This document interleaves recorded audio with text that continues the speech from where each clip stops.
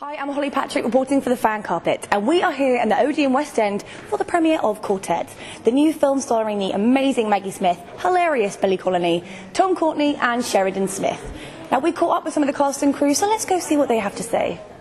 I heard that it was your idea to make this into a film. Yeah, that is true. Tell me about that. I suggested, well, I'd seen the play some years before, and I found the ending very, wonderfully affecting in the theatre, uplifting, you will call it what you will, moving.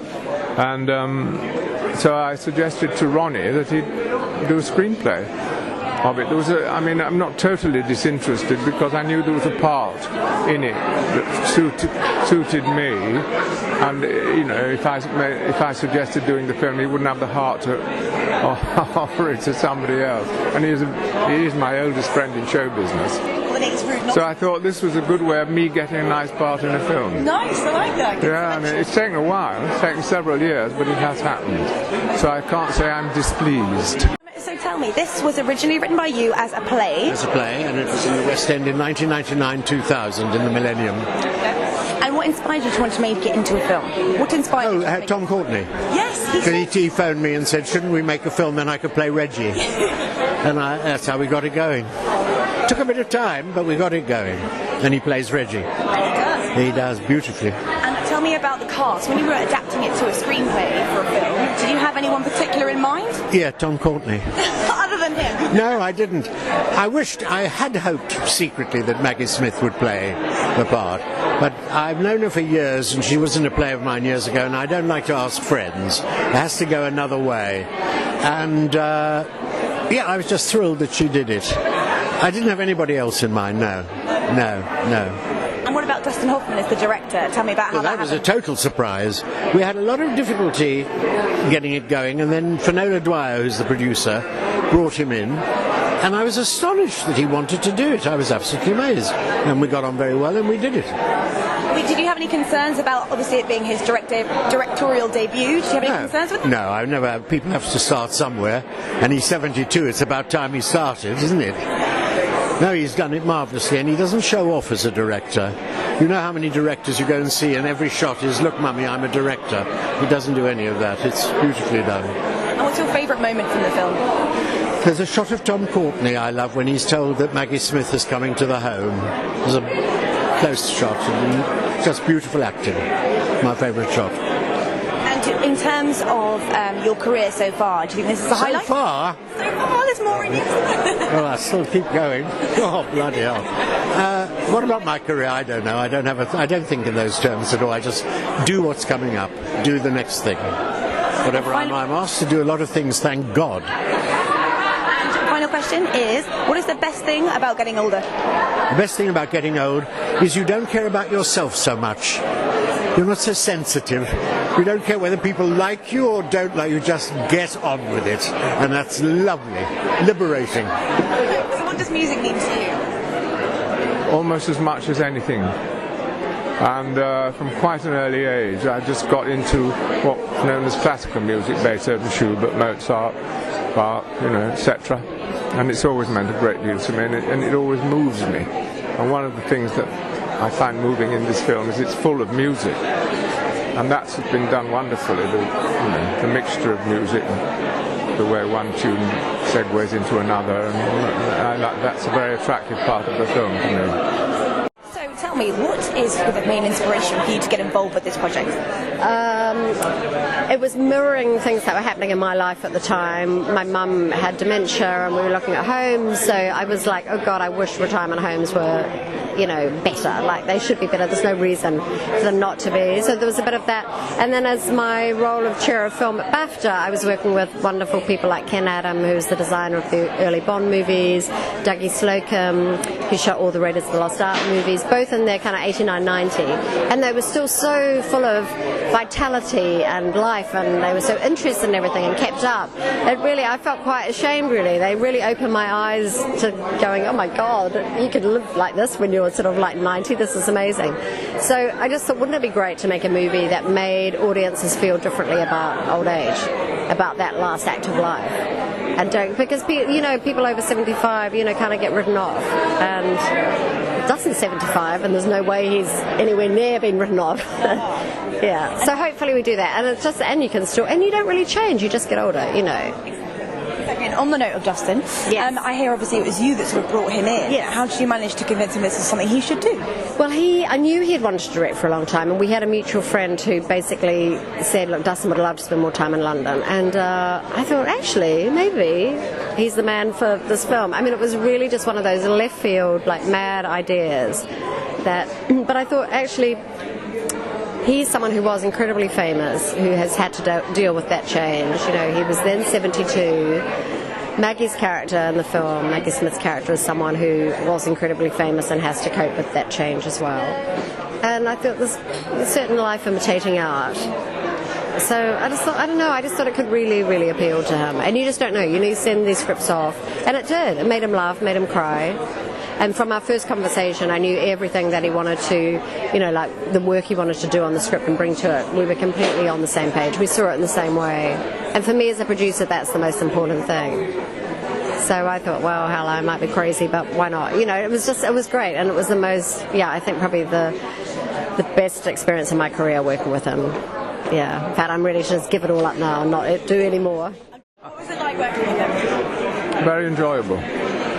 Yes, well, I had most of my stuff was with Maggie, and then with Billy and some with Pauline. I didn't have much with Michael. And of course with Maggie we had a wonderful time. And the scene when they sort of make up and, you know, start talking to one another again. I remember at the end of the day feeling, gosh, that was a good day's filming, one of the best I've ever known. And what was Dustin Hoffman like as a director? He knows a lot about acting because he's done it, and we all got off on that. And he's very creative, or likes to try new things, do lots of takes. Not another take, Dustin. I know, acting in movies is a bitch. And he always said something jokey if you got cross. Nobody said you're supposed to be human. Dustin, there's nowhere to sit. 500 takes. What? Nobody said you're supposed to be human. And finally, what is the best thing about getting older? Well, it's not as bad as I thought when I was young as it would be. And I probably can live with myself better now than when I was younger. You know, when I was first discovered in the 60s, and I'm sort of easier in my skin than I was then, even though it's more wrinkly. Yes. Can you talk a bit about the process of working with him? It's a doddle, it's a piece of cake, because he's such a smashing actor. And the best thing about working with such a good actor is that he has taken the script home with him and taken all the awkward bits out before you get there, because he recognises them. And sometimes when you're working with a director who's a director or a writer-director, they don't recognise those bits. Especially writer-directors, they think their words are carved in marble and that every comma counts. Whereas an actor-director can go, you've said that already, and throw the page away, as he did several times. And it was lovely. There's a lot of scenes in movies, sometimes you'll be like us four standing talking, but one of us isn't included. And the writer hasn't included one of us. So the three of you will be rapping away and I'll be standing like a sponge at the back. You know, a spare banana. Mm-hmm. And so that doesn't exist, because he'll see that coming and cancel it. Shut up and stop laughing. Yeah, I couldn't think of a clean one. So is it easier in a sense to work with someone, you know, with that kind of easier. Knowledge of acting? Much easier. He knows. Plus, he lets you ad lib and improvise, and actively encourages it. You know what he'll say? When you pass them and they're playing croquet, it's an awful long time you have to walk towards the camera without doing anything. Say something. So you just think of something funny to say and say it, and it goes down well, it stays in. If it doesn't go down well, okay, take it out and do it again. But I found it an amazingly pleasant experience working with Dustin Hoffman.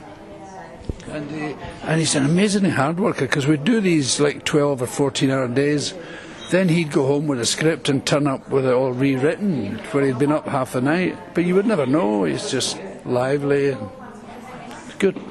And this project, what does it mean to you to be involved with it? Oh, it means a great deal. Not to be just involved in the project, which is good. It's a good piece of work. Ron Harwood's no beginner, but to work with a cast of that calibre, you know, it's just extraordinary.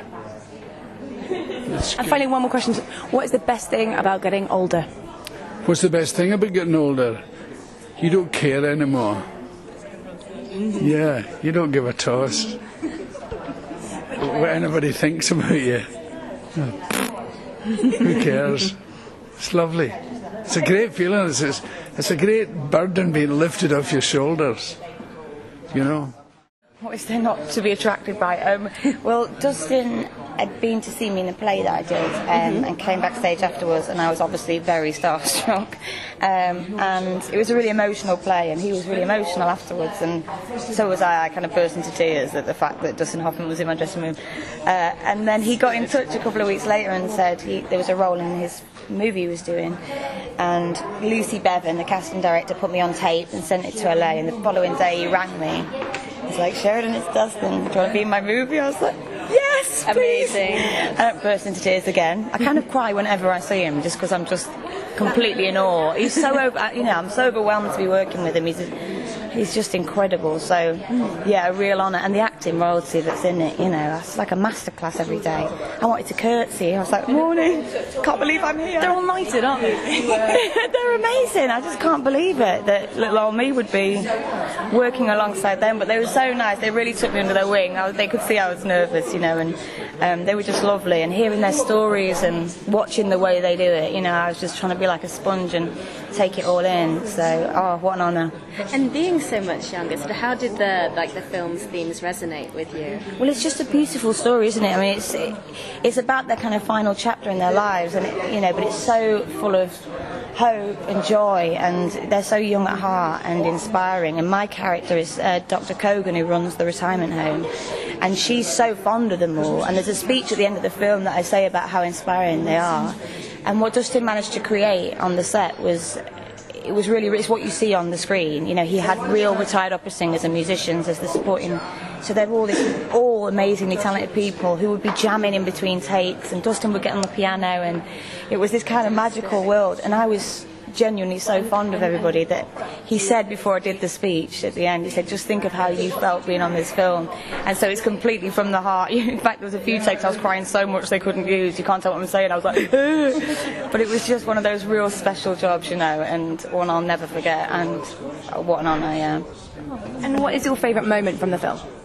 Well, I love Billy Connolly. I get to have lots of flirty scenes. He's amazing, isn't he gorgeous? Can you ask me questions? I was just like, it's Billy Connolly. I know. And he had to do lots of flirty scenes. And because Dustin wanted to make it really real, he would just let people riff. He liked improvisation, and obviously Billy is hilarious and would just come out with brilliant one-liners that would set me off. So most of the stuff you see on screen isn't acting, it's just us messing around. And my character has such a kind of soft spot for him, and I really do. So there was no acting required at all. He's brilliant. And then finally, obviously this film being very heavily about music, what does music mean to you? Oh, well, music, the language of the soul, isn't it? I mean, I wish I could do opera, I can't. It was a whole new world for me, the opera scene.